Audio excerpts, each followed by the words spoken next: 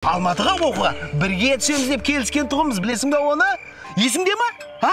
Жоқ, ол кезде жолымды Арсенге бердім. Өйткені Арсен менің жан досым. Мөлдірше, мөлдірді мен де жақсы көрдім. Жолымды қайтадан досым Арсенге бердім. А менің досым қайда? Алматыға кетіп қалған? Хабар жоқ.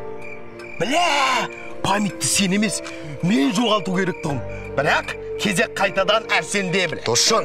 Не Досжан? Не Досжан? Зайбал. Кезінде Досжаныңа бір хабарласпадың ғой?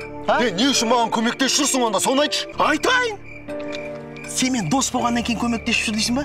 Жоқ, өйткені ата-анаң маған ақша төледі. Сен мен дос болу үшін әке-шешең ақша төлеп жүр. Енді түсіндің ба қандай адам екеніңді? Мен бұрын досым болғаннан кейін көмектесіп жүр екен дедім. Біле! Қандай дос, Сен менің әке-шешемнің жерлеуінен әкелмедің. Қандай дос? Мен ұмыттың, өлтіріп тастадың. Туған жерін қалай сатып кеттің,